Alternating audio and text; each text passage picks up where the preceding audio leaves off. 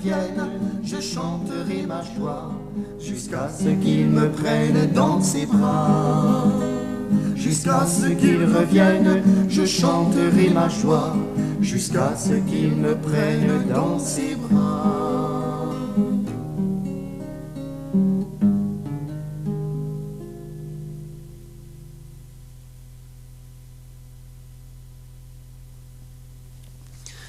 Le retour de Jésus-Christ, une vérité de première importance.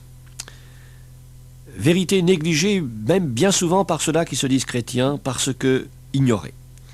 D'où la nécessité de remettre en lumière ce qui constitue un enseignement biblique, une vérité à connaître. Les premiers chrétiens savaient quelle était l'espérance liée à leur conversion, comme le témoigne le texte suivant. Vous vous êtes convertis à Dieu en abandonnant les idoles pour servir le Dieu vivant et vrai et pour attendre des cieux son Fils, qu'il a ressuscité des morts, Jésus, qui nous délivre de la colère à venir. Texte de 1 Thessaloniciens, chapitre 1, verset 9. L'apôtre Paul leur dit qu'ils se sont convertis à Dieu pour attendre son Fils. Quelle simplicité dans ces mots, mais aussi quelle glorieuse espérance. Le verbe « attendre » révèle que quelqu'un doit venir ou revenir. Sinon, pourquoi attendre? Et puisqu'il y a attente, c'est que quelqu'un a promis de venir ou annoncé sa venue. Or, la seconde venue de Jésus est mentionnée de nombreuses fois dans la parole de Dieu. Le Nouveau Testament contient à lui seul 318 versets qui parlent de ce retour, soit 1 sur 20. Nous en examinerons plusieurs et nous découvrirons des précisions remarquables en ce qui concerne les circonstances devant précéder, suivre ou accompagner ce retour. Cette étude doit vous rendre conscient de la gravité des temps dans lesquels nous vivons. Croyez que Jésus-Christ va revenir, vivez pour lui sur cette terre, afin de vivre pour lui, avec lui, dans l'au-delà. Le retour de Jésus-Christ, c'est une certitude absolue. Une telle conviction n'est pas le produit de l'imagination. Elle est fondée sur les Saintes Écritures, qu'il suffise d'écouter les citations suivantes. Matthieu, chapitre 16, verset 27, « Le Fils de l'homme doit venir dans la gloire de son Père avec ses anges. » Il doit venir. Personne ne pourra faire obstacle à ce retour. Dieu en a décidé ainsi. Ce retour de Jésus-Christ est une nécessité dans le plan divin. Cette nécessité est rappelée par ce texte de l'Épître aux Hébreux. Encore un peu de temps, celui qui doit venir viendra et il ne tardera pas. Hébreux chapitre 10, verset 37. Il doit venir. Il viendra. Pas de conditionnel. Il n'y a pas de peut-être. C'est le futur, la certitude inébranlable. Retour également garanti par la promesse même de Jésus. Je reviendrai et je vous prendrai avec moi. Et Jean chapitre 14, verset 3. Et c'est du ciel où il est monté qu'il reviendra, ainsi que cela est affirmé dans l'Épître aux Thessaloniciens. Le Seigneur lui-même, à un signal donné, descendra du ciel. 1 Thessaloniciens chapitre 4, verset 16. Il reviendra de la même manière qu'il y est monté, affirmèrent les anges aux apôtres le jour de l'ascension. Ce Jésus qui a été enlevé au ciel du milieu de vous viendra de la même manière que vous l'avez vu allant au ciel. Actes chapitre 1, verset 11. Et ces paroles venaient confirmer celles de Jésus. Vous verrez le Fils de l'homme venant sur les nuées du ciel. Matthieu chapitre 26, verset 64. Nous pourrions multiplier les citations, mais celles-ci suffisent amplement pour nous convaincre de la certitude, de la réalité de ce retour. Cependant, la grande question qui préoccupe ceux qui croient à toute la parole de Dieu est celle de la date de ce grand avènement. Déjà, avant même que Jésus quitte notre terre, ses disciples désiraient savoir quand il reviendrait pour rétablir toutes choses, instaurer son royaume. Dis-nous quand cela arrivera-t-il, et quel sera le signe de ton avènement et de la fin du monde? Fut leur demande anxieuse. Matthieu chapitre 24, verset 3. Et le Seigneur de leur rappeler à plusieurs reprises que l'heure demeurera inconnue jusqu'à la fin. Matthieu 24, verset 42-44. Il se contentera même de révéler à l'apôtre Jean dans le livre de l'Apocalypse, et comme pour clore la Bible, « Je viens bientôt ». Dernière et sublime promesse, dernier scellé de la certitude. Cependant, dans ses sermons eschatologiques, qui contiennent de nombreux détails en ce qui concerne les faits relatifs à son apparition, il indique quels seront les signes précurseurs et annonciateurs de son retour. L'imminence de ce retour est prouvée par les signes. Et c'est dans les évangiles de Matthieu, chapitres 24 et 25, Marc, chapitre 13 et Luc, chapitre 17 et chapitre 21, que se trouve mentionnée la majorité des signes. En considérant leurs accomplissements, ces signes affermiront notre foi en la certitude du retour de Jésus-Christ et permettront de déduire quelle est la proximité de ce retour. Analysons-les. Les tremblements de terre. Matthieu chapitre 24, verset 7. Il y aura en divers lieux des tremblements de terre. Luc 21, verset 11. Il y aura de grands tremblements de terre. Le Seigneur a annoncé qu'il y aura des tremblements de terre en divers lieux et qu'ils seront grands. Or, selon les renseignements qui nous ont été transmis, il y a une recrudescence incontestable des séismes. Au XVIIe siècle, 4, au XVIIIe, 7, au XIXe, 9. En notre XXe siècle, ce chiffre est déjà dépassé et les plus grands tremblements de terre connus y ont eu lieu. 18 avril 1906, San Francisco, en Californie, est balayé par un effroyable tremblement de terre. En 1908, c'est Messine, avec 100 000 victimes. 1923, Tokyo, 142 000 victimes. 1933, 150 000 personnes périssent à Kansu. En 1945, c'est au Pérou que le tremblement de terre fait 5 000 morts. Puis il vient 48 avec 4 000 morts au Japon. 49, 10 000 morts en Équateur. 53, des centaines de morts en Perse, en Turquie, etc. Et on pourrait ajouter encore d'autres tremblements de terre, et ceux qui étudient les mouvements de notre globe et qui s'attardent à tout ce qui concerne ces tremblements de terre constatent que l'ampleur va grandissante, et cela fait frémir en pensant à ce fait même que ces tremblements de terre peuvent d'un jour à l'autre amener l'écorce terrestre à craquer. Et ceci vient confirmer les textes d'Apocalypse chapitre 6 versets 12 et 14. Je regardais quand il ouvrit le 16e sceau, il y eut un grand tremblement de terre, le soleil devint noir comme un sac de crin, etc., etc. Et ceci n'est-il pas en parallèle avec Matthieu 24, 29, après ces jours de détresse, le soleil s'obscurcira, la lune ne donnera plus sa lumière, les étoiles tomberont du ciel. Incontestablement, des grandes convulsions de la terre vont précéder le retour en gloire de Jésus-Christ. Nous y avançons à grands pas. Les signes s'accomplissent sous nos yeux. Le Seigneur est à la porte. Il est très proche.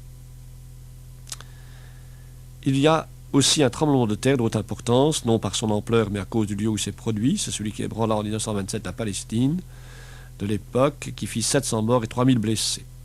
Il apparut alors, dit-on, une faille dans la montagne des Oliviers.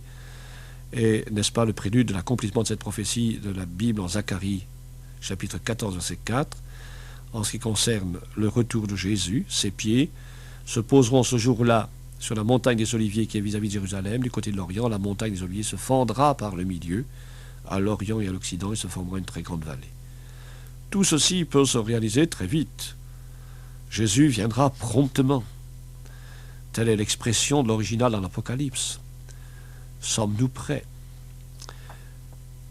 À ces tremblements de terre s'ajoute le fracas de la mer et son agitation.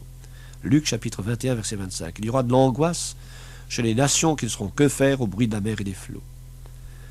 Ne serait-ce point l'allusion aux raz-de-marée et aux tempêtes qui ont déjà fait tant de victimes au Japon, en Hollande, Angleterre et ailleurs? Que sera-ce lors de la catastrophe finale? Les royaumes du monde vont être ébranlés et détruits pour faire place au royaume de Christ, affirment les Écritures. Les villes et nations vont s'écrouler. Le temps est court. Jésus va bientôt revenir. L'attendons-nous. Les pestes sont mentionnées dans Luc chapitre 21, verset 11. Il y aura en divers lieux des pestes. Il serait trop long d'énumérer les misères occasionnées par de tels fléaux au cours des siècles. Citons seulement assez près de nous, au cours de la Première Guerre mondiale, la grippe espagnole qui provoqua la mort de 12 millions de personnes.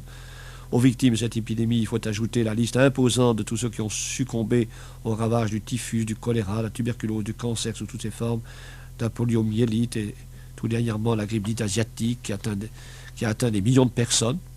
Et malgré la science et les vaccins, les épidémies enrayées font place à des épidémies nouvelles. N'est-ce pas une preuve que ce que Jésus a prédit s'est déjà réalisé et qu'il ne saurait tarder? Quant aux famines, il est dit en Marc, chapitre 13, verset 8, il y aura des famines. Et au cours des siècles, il y a toujours eu des famines, mais ceux de notre siècle, dit du progrès, suffisent pour nous convaincre que ce signe est aussi accompli. En 1920, 15 millions de Chinois moururent de faim. En 1921, la famine fit environ 30 000 morts par jour en Russie par suite de la sécheresse et, dit-on, 2 millions périrent. En 1942, en Grèce, 150 à 200 000 personnes succombèrent à la faim en 11 mois, d'après les estimations officielles. Et aux Indes, également, en bien des régions, il y a eu des famines ces dernières années. Jésus disait « il y aura », et nous pouvons dire « il y a eu des famines ». Ainsi, son retour est peut-être plus proche que nous le pensons. Quant aux guerres, Matthieu chapitre 24, versets 6 et 7 dit « Vous entendrez parler de guerre et de bruit de guerre. Gardez-vous d'être troublés, car il faut que ces choses arrivent. Mais ce ne sera pas encore la fin. Une nation s'élèvera contre une nation et un royaume contre un royaume. » Les documents publiés par la Société du droit international attestent qu'il n'y a eu que 268 années de paix au cours des 34 derniers siècles, malgré les 8000 traités de paix conclus pour toujours, soi-disant pour toujours. Ainsi, les guerres et par suite les bruits de guerre n'ont point cessé selon la prophétie du Seigneur, mais ce qui doit caractériser la fin, comme l'indique Jésus, c'est l'intensité grandissante des guerres, une nation contre une nation, puis un royaume contre un royaume. Au cours des guerres de 1914, qui fit 10 millions de morts, et de 1939, qui anéantit 39 millions de personnes, les nations se sont dressées contre d'autres nations. Mais l'heure vient où maintenant ce sont des royaumes, appelés en notre langage moderne des blocs, qui se préparent à s'affronter pour une effroyable guerre qui, selon le savant Einstein, détruira par les armes atomiques les 2/3 des habitants du globe. Les temps que nous vivons sont donc significatifs. Nul doute, Jésus va apparaître dans un très proche avenir.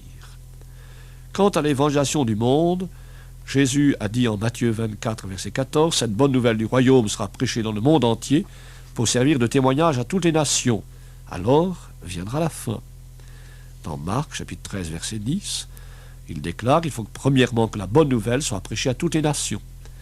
Le Seigneur n'a pas dit que le monde entier se convertira avant son retour, mais que l'évangile sera prêché au monde entier pour servir de témoignage. Ce fait est une réalité en notre XXe siècle. La propagation de l'évangile en effet pris des proportions considérables depuis un siècle environ. La Bible n'était traduite qu'en 14 langues en l'année 1500, elle est maintenant en plus de 1200. C'est actuellement le livre le plus diffusé, plus d'1 milliard dans le monde entier, textes complets aux portions de textes, et de courageux missionnaires sont parvenus à faire pénétrer l'évangile au Tibet, en Arabie, en Amazonie, etc., dans des contrées où personne jusqu'alors n'avait eu la possibilité de s'y aventurer. Et on peut affirmer que l'évangile, selon l'ordre de Christ, en Actes 1, 8, 9, est allé jusqu'aux extrémités de la terre, et qu'il se répand actuellement de plus en plus dans le monde entier. Chaque jour, en effet, l'évangile est diffusé par le moyen de la radio, sur tous les continents. Même la Chine rouge est atteinte aujourd'hui par des émissions évangéliques de radio.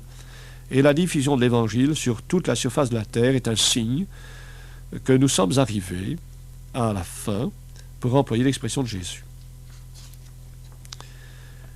Il nous a parlé également des persécutions.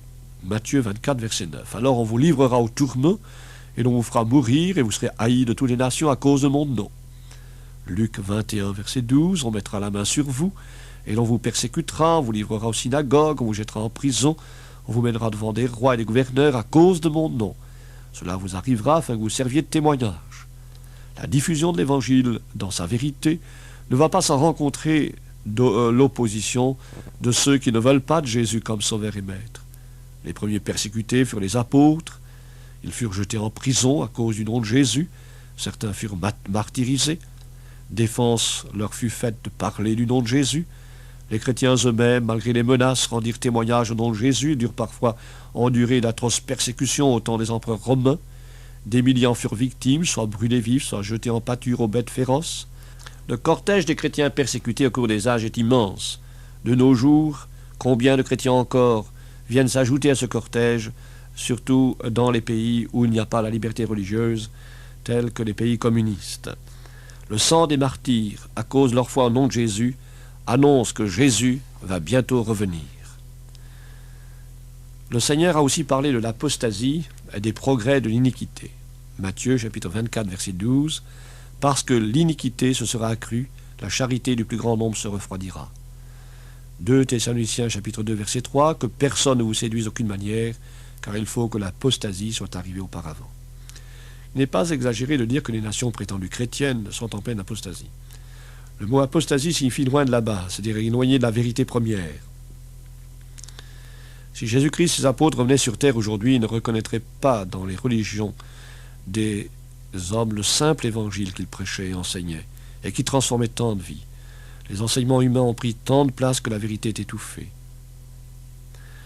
Les hommes aujourd'hui aiment le plaisir plus que Dieu, même en se disant chrétiens. Ils ne possèdent plus que l'apparence de la piété, reniant l'unique efficacité, Jésus-Christ. L'abandon de la foi se constate dans le monde religieux de toute nation, et particulièrement en Suède et dans des pays qui se disent chrétiens, où l'on constate maintenant un recul par rapport à la foi, un recul énorme. L'iniquité va grandissante, les lieux de plaisir débordent, des milliards sont dépassés dans les jeux, l'alcool, les bals, les théâtres. Et quelqu'un a dit, aujourd'hui l'église c'est le cinéma, les dieux et les déesses sont les stars.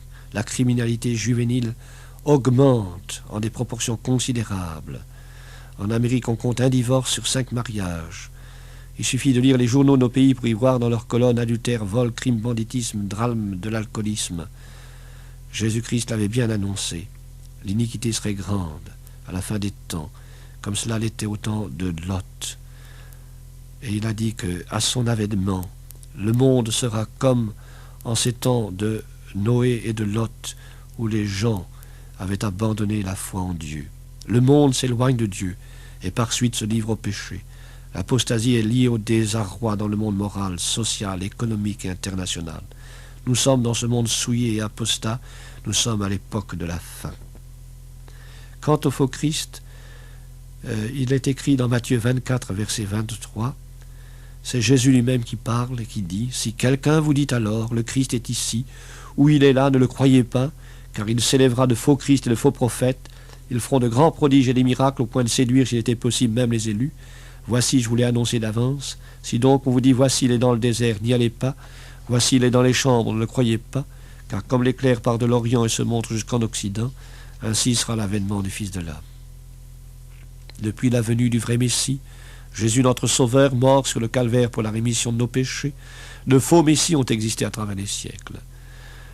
Les premiers et deuxième siècles en ont connu nombreux, mais ne citons que ceux de notre temps. Aux États-Unis, par exemple, un noir s'est fait appeler Père divin, se proclamant être le Messie, attestant qu'il était descendu dans la ville de Harlem au sein d'un nuage de fumée. De nombreux adeptes l'adorent. Aux Indes, il y a aussi un faux Christ qui a pris le nom de Krishna Venta et passé par l'Europe, accompagné de sa femme Ruth. En France, le 25 décembre 1950, un homme, Georges Roux, retraité des postes dans le milieu de la France, à Montfavet, s'est déclaré aussi être un messie. Il a fait de la propagande dans les villes. Sur ses affiches et ses tracts, on pouvait lire ce qui suit. Hier, Jésus de Nazareth. Aujourd'hui, Georges de Montfavet, mais toujours le Christ. Écoute la merveilleuse nouvelle, le Christ est à nouveau parmi nous. Évidemment, tout cela se passe de commentaires. Qu'il me soit permis cependant de citer encore celui-là que j'ai rencontré à Jérusalem, et qui se disait aussi être le Christ revenu sur terre. Il me disait qu'il était là à Jérusalem depuis des années. C'est un juif venant de Roumanie, et il affirmait être Jésus qui allait entrer bientôt dans son règne. Et c'est alors qu'à la fin de la conversation, au bout d'une heure de conversation, quand je lui ai demandé, mais Jésus doit revenir avec son épouse, et comment comprenez-vous cela? Il m'a dit, mon épouse est à Paris, elle s'appelle Madeleine. Et c'est ainsi nous nous rendons compte qu'il y a des hommes qui veulent se faire passer pour le Christ et qui sont complètement en dehors de toute la vérité biblique, mais il en est d'autres qui, sans en arriver jusque-là, se disent cependant aussi être le Christ, comme ces Juifs qui sont aux États-Unis et qui doivent venir, dit-on, régner à Jérusalem et qui possèdent une puissance qu'ils ont découverte capable de détruire tous les ennemis d'Israël. Les faux Christ sont là, preuve que le vrai Christ a dit la vérité et que nous vivons les moments extraordinaires de la fin des temps. Mais le fait marquant qui est le plus important, c'est la libération de Jérusalem et le rassemblement du peuple d'Israël.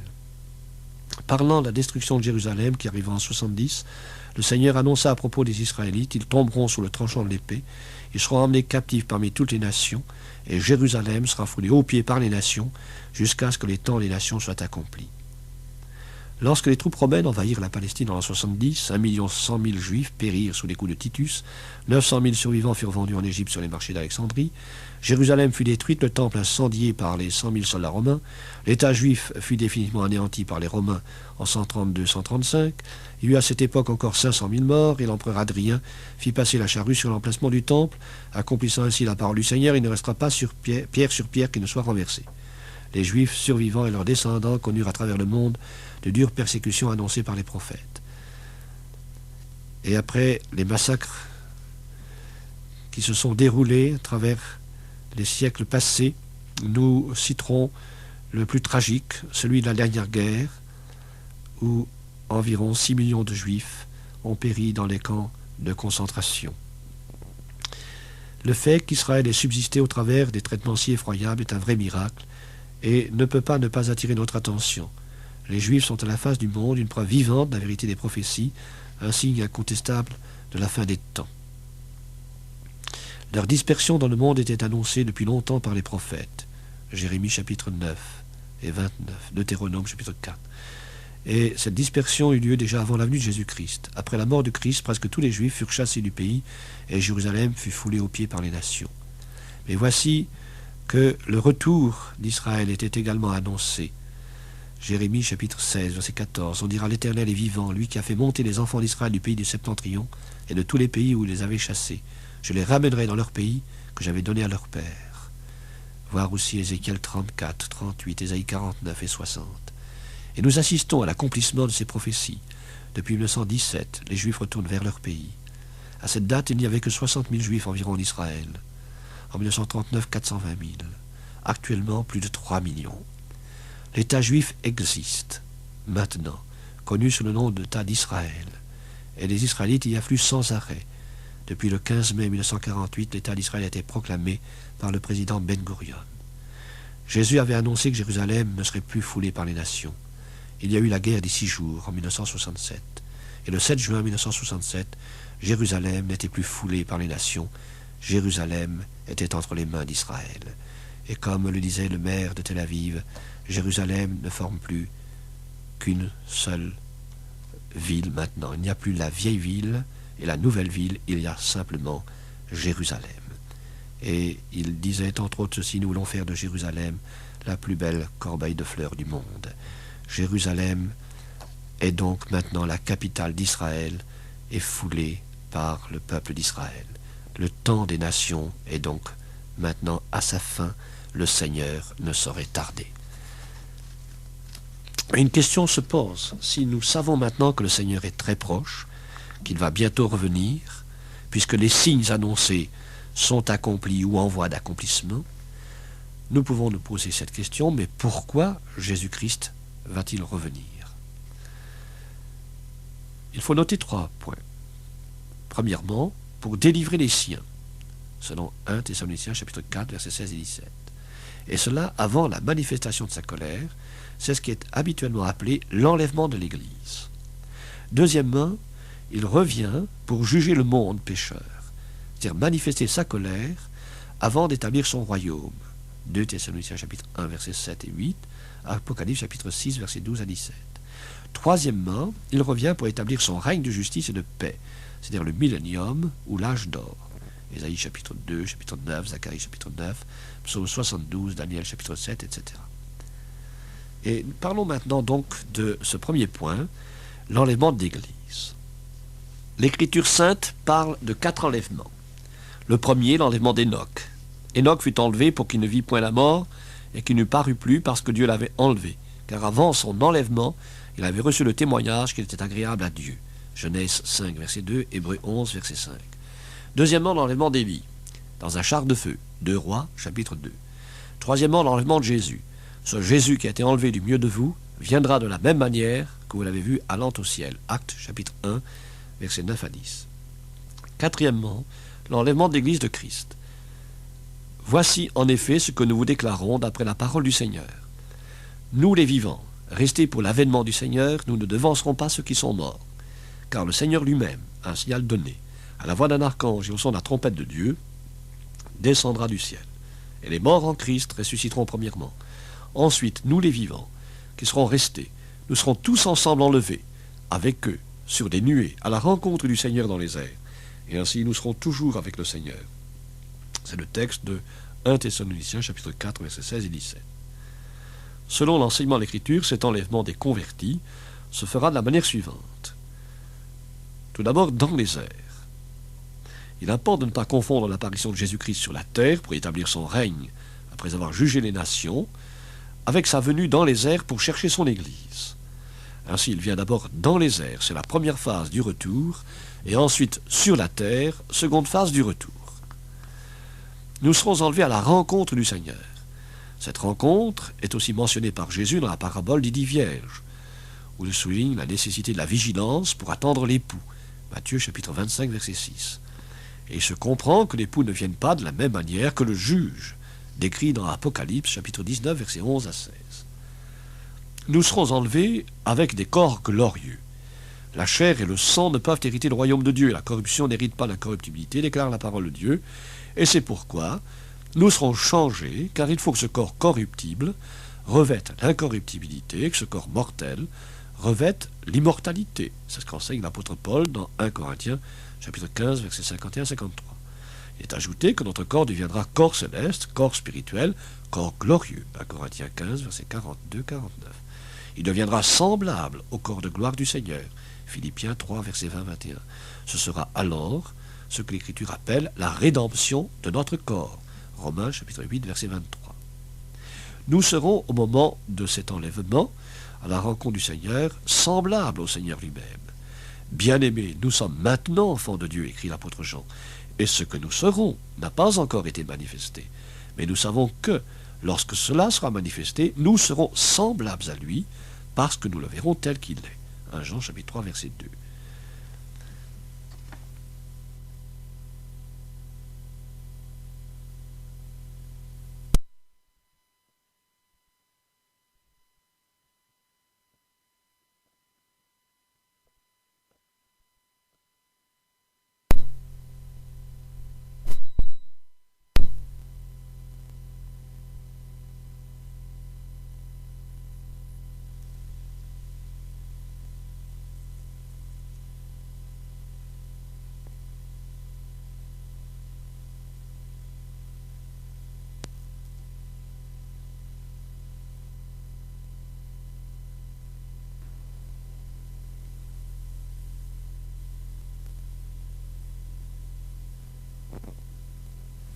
Et tout cela, cette transformation de notre corps, cet enlèvement, se fera en un instant.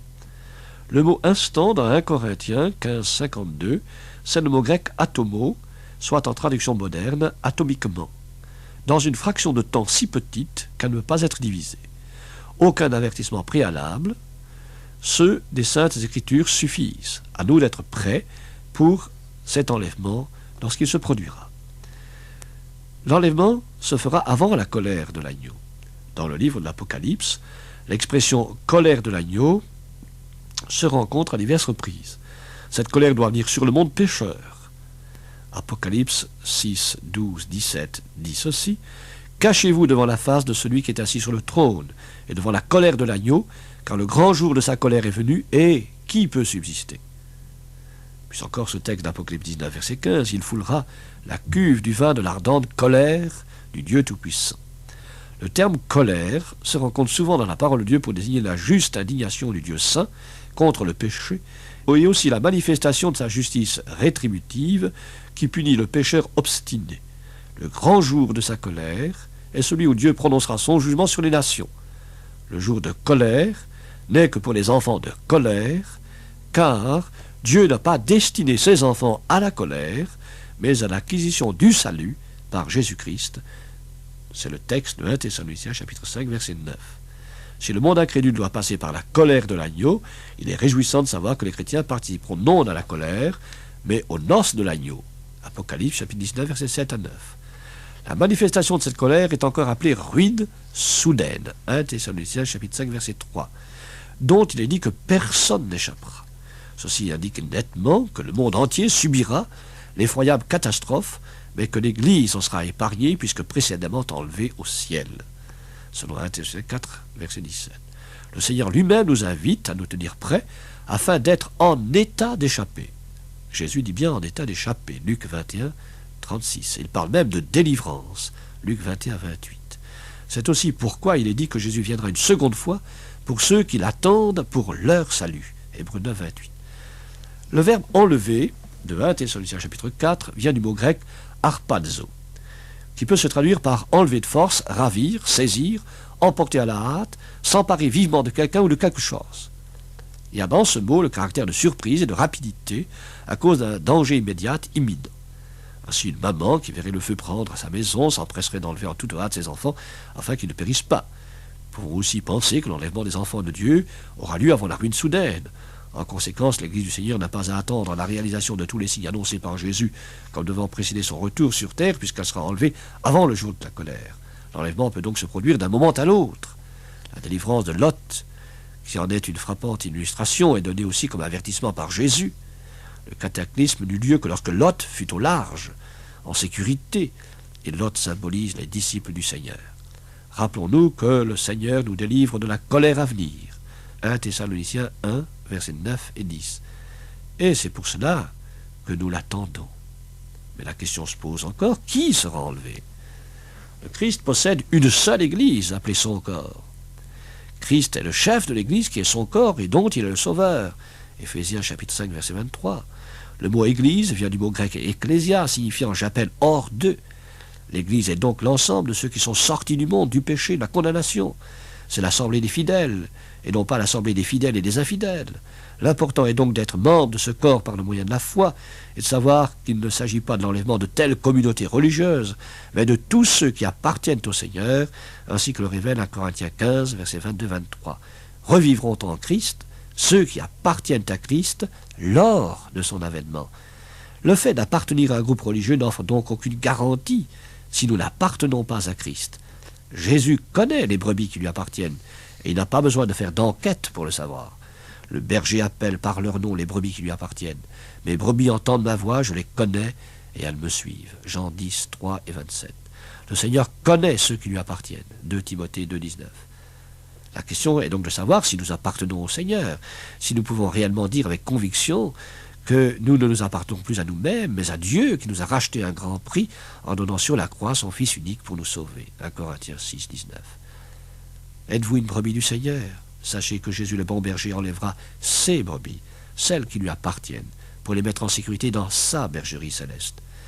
Dans 1 Thessaloniciens 4, il est précisé que les morts en Christ ressusciteront premièrement, puis les vivants seront enlevés avec eux. Il est évident qu'il s'agit également des vivants en Christ, ceux qui sont enracinés en lui, et pour lesquels il n'y a plus de condamnation. D'autre part, le Seigneur n'a-t-il pas déclaré à propos de son retour et par suite de l'enlèvement, l'un sera pris, l'autre laissé. Matthieu 24, verset 40-41, Luc chapitre 17, verset 34-35. Il est incontestable que celui qui sera pris sera celui qui appartient au Seigneur, qui est avec le Seigneur. De même que dans un tas de sciures et de pointes, l'aimant que l'on approche n'attire que les pointes et laisse la sciure. Jésus-Christ ne pourra attirer à lui que ceux qui auront accepté son pardon et sa vie par le moyen de la foi en son sacrifice, et qui auront donc sa nature. Ainsi, notre enlèvement dépendra de notre attitude à l'égard de Christ lors de sa venue. Enoch, est-il dit, marcha avec Dieu, et Dieu le prit, Hébreux 11, verset 5. À nous aussi de marcher avec Dieu. L'unité spirituelle de l'Église sera rendue visible par l'enlèvement. Alors on cherchera partout ceux qui appartenaient à Christ, comme on le fit pour Enoch et pour Élie. Hébreux 11 et 2 Rois 2, verset 15. Jésus peut-il vous dire, cher auditeur, je reviendrai et je te prendrai avec moi. Jean 14, 2. Écoutons alors cette exhortation de l'épître de Jean, la première, chapitre 2, verset 28. Demeurez en Christ, afin que, lorsqu'il paraîtra, nous ayons de l'assurance et qu'à son avènement nous ne soyons pas confus et éloignés de lui. Être enlevés et régner éternellement avec Christ dans un corps glorieux, semblable à celui de leur Sauveur, telle est l'espérance des disciples du Seigneur, car là où est le Maître, là aussi sera le disciple, et tel est le Maître, tel aussi seront les disciples. Aussitôt après l'enlèvement des disciples de Jésus-Christ, aura lieu la manifestation de la colère de l'agneau, qui sera, premièrement, le juste jugement de Dieu à l'égard des nations qui n'auront point voulu écouter la vérité divine. Le Seigneur Jésus apparaîtra du ciel avec les anges de sa puissance, au milieu d'une flamme de feu, pour punir ceux qui ne connaissent pas Dieu et ceux qui n'obéissent pas à l'évangile de notre Seigneur Jésus-Christ. 2 Thessaloniciens chapitre 1, versets 7 à 8. Deuxièmement, la colère de l'agneau sera en quelque sorte la fin du temps de la patience du Seigneur, la mise d'un terme à l'impiété des hommes comme au temps de Noé. Genèse chapitre 6, verset 5 et deuxième épître de Pierre chapitre 3, verset 9. Ce sera aussi une ruine soudaine. 1 Thessaloniciens chapitre 5, verset 3. Une catastrophe mondiale effroyable au cours de laquelle se mêleront à la fois la guerre, les fléaux, les cataclysmes. Ce sera donc une ruine soudaine des nations, une gigantesque catastrophe mondiale atomique. Parmi les signes annonciateurs du moment de la fin, Jésus-Christ a mentionné la guerre entre deux royaumes. Un royaume s'élèvera contre un royaume. Et de nos jours, les petites nations sont passées à l'arrière-plan. Elles demeurent les spectatrices du terrible jeu auquel se livrent les grandes puissances du monde, puissances communément appelées des blocs. Et aujourd'hui, le monde vit dans une telle situation qu'il est effaré à la pensée de la possibilité d'un affrontement entre ces grands blocs. Et notamment, on a divisé le monde en deux blocs, l'un occidental, l'autre oriental, ou comme l'on dit, l'un capitaliste, l'autre communiste. Et il est nécessaire que nous nous appuyions sur les révélations des livres prophétiques pour comprendre quel peut être, dans les temps qui viennent, le déroulement des événements. Et étant donné que la parole de Dieu a été écrite pour notre instruction, il vaut la peine d'étudier les textes prophétiques qui contiennent des précisions quant aux événements qui se préparent sous nos yeux. Et il est bon d'examiner de près le chapitre 38 d'Ézéchiel, dans lequel les exégètes ont découvert depuis de nombreuses années des révélations qui semblent coordonner parfaitement avec les événements que nous vivons et qui décrivent les deux grands royaumes du monde avec leurs alliés. Le premier royaume, dans Ézéchiel 38.2, est présenté comme ceci. « Fils de l'homme, tourne ta face vers Gog, au pays de Magog, vers le prince de Roche, de Méchec et de Tubal. » Gog, c'est un titre mongolien signifiant Tsar ou Kaiser. Il concerne donc, semble-t-il, le chef de la Russie soviétique. D'ailleurs, n'est-il pas écrit au verset 7, « Prépare-toi, tiens-toi prêt, toi et toute ta multitude assemblée autour de toi, sois leur chef. » Magog. Il est écrit au pays de Magog. Ce nom se trouve dans Genèse 10.2. Les fils de Japheth, lui-même fils de Noé, furent Gomer, Magog. C'était un nom sémite. Il a donné naissance à la race des Scythes, peuple barbare, pour la plupart nomades, du nord-est de l'Europe et du nord-ouest de l'Asie. Ce nom paraît donc se rapporter à la Russie. Un fait actuel le confirmerait. À Londres, il y a quelque temps, un navire venant de Russie débarqua des boîtes d'allumettes sur lesquelles étaient imprimés les mots « Made in Magog ». Un autre navire a exporté de Russie des crayons sur lesquels on distingue les mots « Gog » ou « Magog ». Au chapitre 38, verset 15 du livre d'Ézéchiel, il est aussi écrit « Alors tu partiras de ton pays, des extrémités du septentrion, toi et tes nombreux peuples avec toi, tous montés sur des chevaux. » Ce verset apporte aussi une précision quant à ce royaume, car le septentrion est considéré ici par rapport à l'État d'Israël, pays du prophète. Il s'agirait donc bien de la Russie. La mention des chevaux en serait une confirmation. La Russie édite des timbres représentant des chevaux.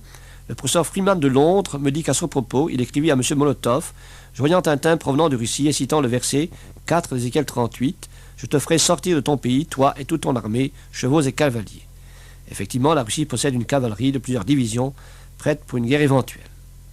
Quant au deuxième royaume, il est dit dans Ézéchiel 38, verset 13, « Les marchands de Tarsis et leurs lionceaux te diront. » Ceux qui ont étudié les questions prophétiques ont discerné dans les marchands de Tarsis une grande puissance maritime, en l'occurrence l'Angleterre qui a pour symbole le lion, les lionceaux seraient par conséquent ses alliés, aux pays anglo-saxons, États-Unis, Canada, Australie, etc.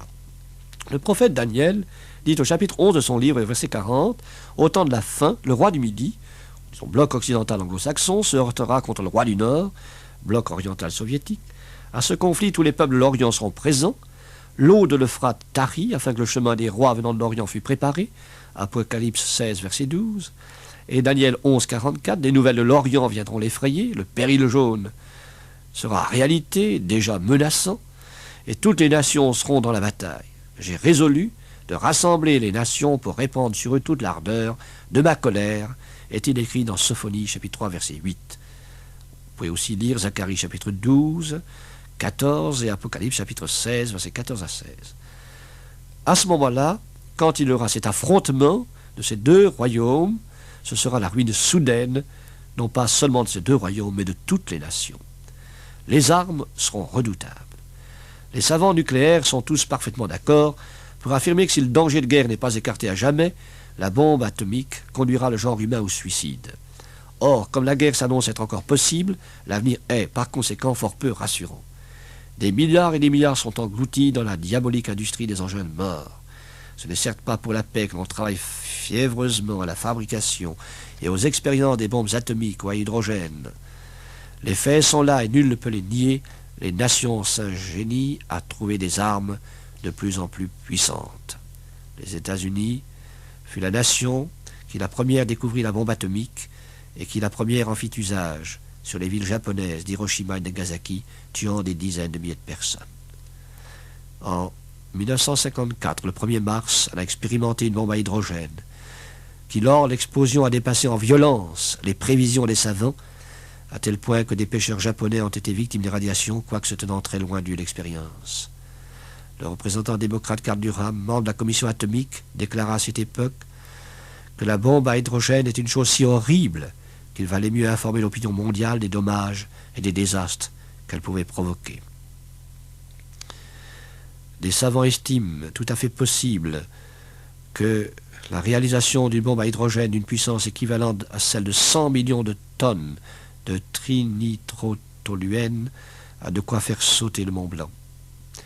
Dans son discours du 8 décembre 1953, le président Eisenhower disait « Aujourd'hui, les bombes atomiques sont plus de 25 fois plus puissantes que les armes qui ont marqué l'aube de l'âge atomique. » Il a indiqué que le stock atomique américain s'accroît quotidiennement. Il dépasse en puissance destructrice le total de tous les projectiles et de toutes les bombes larguées par tous les avions et tirées de tous les canons de la Deuxième Guerre mondiale sur tous les théâtres. La Russie stocke aussi ses bombes atomiques à hydrogène. Et en fait exploser, en expérimente. Les Russes possèdent non seulement ces bombes, mais encore des moyens beaucoup plus terribles qui peuvent atteindre n'importe quel point du globe en quelques minutes. Et ainsi les grandes puissances sont armées avec des bombes qui tournent également autour de la Terre dans ces satellites qui sont constamment des menaces pour la paix du monde. C'est un déluge de feu qui est en préparation. La température dégagée par la bombe de 3 kg et demi lancée sur le Japon a libéré 60 milliards de calories, soit une chaleur égale à 10 millions de kilos de charbon incandescent, soit une chaleur de 2000 milliards de degrés centigrades, puissance de destruction équivalente à celle de 1 million de bombes ordinaires de 10 tonnes. Et quand on songe que les bombes actuelles sont des centaines de fois plus puissantes, rien d'étonnant à ce que la Bible parle de feu. Les cieux et la terre d'à présent sont gardés et réservés pour le feu, pour le jour du jugement et de la ruine des hommes impies. 2 Pierre chapitre 3. Le tiers de la terre fut brûlé. Apocalypse 8. Les hommes furent brûlés par une grande chaleur. Apocalypse 16, verset 9. J'enverrai le feu dans Magog et parmi ceux qui habitent en sécurité les îles. Ézéchiel 39, 6. Ainsi donc on prépare maintenant, partout dans les usines, partout dans les grandes puissances, des bombes de mort, des engins de mort. On parle même du rayon de la mort, de cette bombe capable de tuer tous les habitants d'une ville en laissant intacts tous les immeubles. Nous vivons des temps tragiques et les sous-marins atomiques qui sillonnent les fonds des mers sont maintenant équipés de fusées Polaris, chargées également de ces bombes nucléaires capables de frapper n'importe où, n'importe quand. Que la réalité évidente de la fin des temps des nations détermine en nous la décision de croire fermement en Jésus-Christ et de le suivre fidèlement, car les temps que nous vivons sont extrêmement sérieux. Mais à quel moment peut se produire cette ruine soudaine des nations? Quelle en sera l'origine? D'une part, ce qui a toujours été à l'origine de toutes les guerres, l'ambition, les intérêts économiques, stratégiques, mais d'autre part, selon l'Écriture, une source précise, Israël. Et voici quelques textes qui nous amènent à penser cela. Ézéchiel 38, 8. « Dans la suite des années, tu marcheras contre le pays, dont les habitants échappés à l'épée auront été rassemblés d'entre plusieurs peuples sur les montagnes d'Israël. » Ce texte précise qu'il s'agit d'une attaque contre les Juifs, échappés à l'épée. Nous savons qu'à leur présence, les Juifs, notamment la plupart des Juifs d'Europe, ayant échappé à l'horrible persécution du national-socialisme allemand, ont rejoint leur pays d'Israël. Au verset 11 du même chapitre 38 d'Ézéchiel, « Tu diras, je monterai contre un pays ouvert, je fondrai sur des hommes tranquilles. » Au verset 12, « J'irai faire du butin et me livrer au pillage, porter la main sur des ruines maintenant habitées, sur un peuple recueilli du milieu des nations. » Aucun doute, toutes ces prophéties s'éclairent à la lumière des événements, il s'agit bien d'Israël. Et voici une autre précision, verset 16 du chapitre 38 d'Ézéchiel, « Tu t'avanceras contre mon peuple d'Israël. » Et Daniel 11, 41, « Il, le roi du Nord, entrera dans le plus beau des pays, soit Israël. » Israël, objet de la convoitise des nations, sera le point de départ de la prochaine catastrophe mondiale. La haine contre le peuple d'Israël existe toujours dans le monde. Au psaume 83, il est écrit « Exterminons-les, qu'on ne se souvienne plus d'Israël. » Zacharie, chapitre 12, verset 3, « Toutes les nations s'assembleront contre Jérusalem. » Ce sera l'effroyable paroxysme de l'antisémitisme. Et selon le prophète Jérémie, chapitre 30, verset 7, ce sera un temps d'angoisse pour Jacob, un temps de détresse selon Daniel 12, 1, temps d'oppression exprimé par le mot grec traduit par tribulation et mentionné par Jésus. Il y aura une grande tribulation. Matthieu chapitre 24, verset 21 et verset 29. Ainsi donc, Israël doit plus que jamais attirer notre attention, car c'est dans le Proche-Orient qu'a débuté l'histoire de notre humanité, c'est là qu'est né Israël et Jésus, c'est là que se déroulera la fin de notre civilisation et que reviendra Jésus. Mais lors de la colère de l'agneau, la guerre ne sera pas le seul tourment des hommes, quoiqu'elle soit une conséquence de la révolte des hommes contre Dieu et par suite un châtiment. Les hommes se détruiront les uns les autres avec plus d'atrocité que dans les précédentes guerres, puisqu'ayant inventé des engins plus meurtriers, et ils subiront ainsi les conséquences tragiques de leur égarement. Comme cela est écrit dans Ézéchiel 38, 21, Agé 2, verset 21, et 22, Zacharie chapitre 11, verset 6, etc. À la guerre se joindront les justes châtiments venant directement de Dieu. Ainsi, concernant le feu, il est dit « Je ferai pleuvoir du feu et du soufre sur lui et sur ses troupes. » Et dans les textes de la parole de Dieu, nous voyons en effet des châtiments qui sont mentionnés, et le feu atomique peut aussi bien être employé par Dieu pour exercer son jugement sans que Dieu ait besoin des inventions des hommes. Les tremblements de terre sont mentionnés dans Ézéchiel 38, 20 et dans l'Apocalypse. Ces séismes peuvent se produire aussi sans engin de guerre. Quant aux famines, cela peut également venir à cause de la sécheresse ou à cause de quelque événement imprévisible par l'homme. Les plaies. Des savants ont inventé les bombes microbiennes qui font parler d'une future guerre biologique. Des chercheurs mettent au point le virus de la peste qui fit 25 millions de morts en Europe au XIVe et XVe siècle. Une toxine bactériologique a été expérimentée dans le laboratoire du général Wett, chef de division chimique américaine. Quelques grammes de ce poison super mortel suffiraient à détruire les habitants des USA et du Canada. Les maladies microbiennes sont infiniment plus terribles que les gaz asphyxiants. Le pouvoir des armes bactériologiques a de quoi faire trembler le plus téméraire. Mais les plaies peuvent venir autrement que par les bombes microbiennes. Du temps de Moïse, n'y a-t-il pas eu les 10 plaies d'Égypte? Et Ézéchiel 38, 22 précise « J'exercerai mes jugements contre lui par la peste et par le sang. » Et Zacharie 14, 12 précise « Voici la plaie dont l'Éternel frappera tous les peuples qui auront combattu contre Jérusalem. Leur chair tombera en pourriture, tandis qu'ils seront sur leurs pieds, leurs yeux tomberont en pourriture, etc. » La maladie d'Hiroshima, dont furent atteints les survivants du bombardement atomique, ressemble étrangement à cette description, mais la plaie peut aussi venir sans le secours de bombes atomiques. Les cieux seront ébranlés. Il y aura un bouleversement dans la nature tout entière, selon Luc chapitre 21, versets 24 à 26, Apocalypse chapitre 6. Il y aura de nombreux morts, le tiers peut-être plus. Il suffit pour cela de lire l'Apocalypse chapitre 6, versets 7 à 8, chapitre 9, verset 18, etc. Jérémie chapitre 25. Le savant Einstein affirmait qu'avec la bombe atomique, les 2/3 des hommes périraient. Et cela malgré les cavernes que les hommes se creusent dans les montagnes ou les souterrains protégés de plomb pour empêcher la radioactivité de les atteindre. Certains disent qu'il n'est pas possible que Dieu permette que tant d'hommes meurent. Cela oublie Sodome et Gomorrhe, villes desquelles seulement Lot et sa famille furent sauvés, et le déluge, auquel seulement Noé et sa famille échappèrent, soit 8 personnes. Alors soyons prêts, afin de ne pas connaître ce terrible châtiment, la colère de l'agneau. Mais quand s'achèvera cette colère? Plusieurs textes nous parlent d'une durée de 3 ans et demi, ou 1260 jours, ou 42 mois. Daniel chapitre 7, verset 25, chapitre 9, verset 27, chapitre 12, verset 6, ou l'Apocalypse chapitre 11, 12 et 13. On ne saurait être absolument affirmatif quant à l'application de ce temps à la durée de la colère, située entre la venue de Jésus dans les airs pour enlever l'Église et sa venue sur terre pour y régner. Mais nous savons que le dénouement de cette tragédie de l'humanité aura lieu en Israël. C'est là que se livrera le plus dur des combats et le dernier. Ce sera la bataille d'Armageddon. Apocalypse 16, verset 16. Ils les rassemblèrent dans le lieu appelé en hébreu Armageddon. Le mot Armageddon signifie montagne de Megiddo, et Megiddo peut se traduire par écrasé, coupé. On y voit donc l'allusion à un carnage sans pareil. Ainsi, on peut dire que Armageddon est la montagne de désolation. Géographiquement, Megiddo est le nom d'une ville adossée au mont Carmel, dans la plaine de Jisraël. C'est le champ de bataille qui fut le plus célèbre en Israël. Il est mentionné dans 2 Chroniques, chapitre 35, Zacharie, chapitre 12. Et ce fait historique est comme le symbole de cette dernière bataille.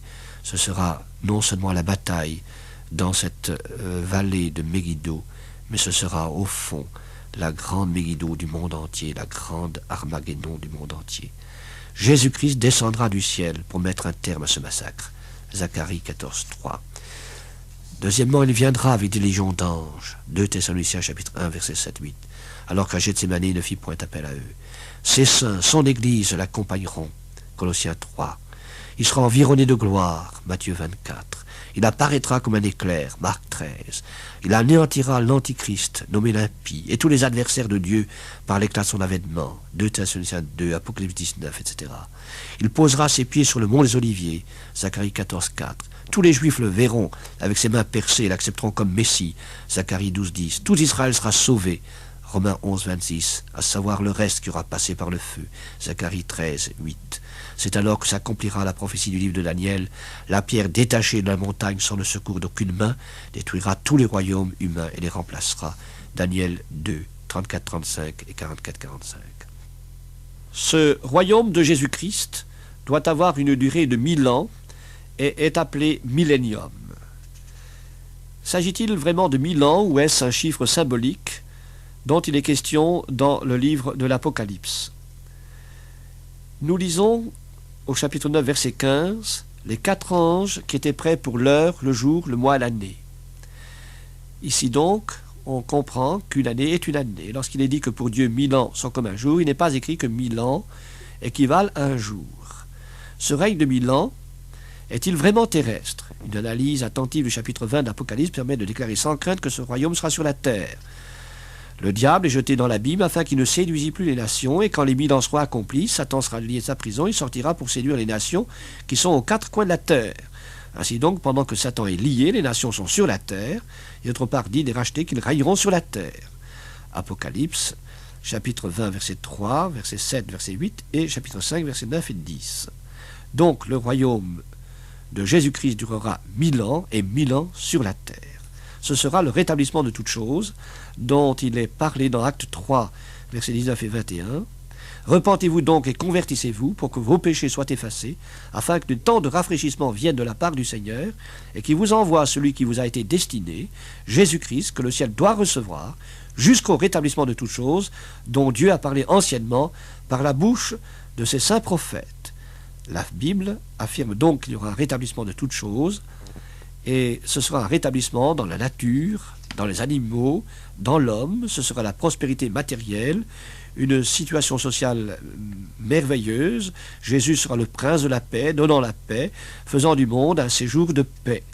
Et la situation spirituelle sera également des plus remarquables. Toutes les nations seront bénies en notre Seigneur, Et tous les Israélites convertis au Christ seront alors au service du Maître, et 144 000 de ces Juifs seront d'ailleurs engagés dans un service particulier dont il est question dans l'Apocalypse, chapitre 7. On viendra à Jérusalem implorer le Seigneur, ce sera l'unique lieu de pèlerinage du monde. Alors cette parole d'Écriture s'accomplira, ma maison sera appelée une maison de prière pour toutes les nations. Marc chapitre 11 verset 17, Jérusalem sera la capitale spirituelle du monde. Mais nous savons que ce temps-là est aussi appelé à se terminer puisqu'il ne doit durer que 1000 ans. Et si beau que soit le millénium au royaume de Dieu sur la terre, ce ne sera pas encore le ciel dans toute sa pureté.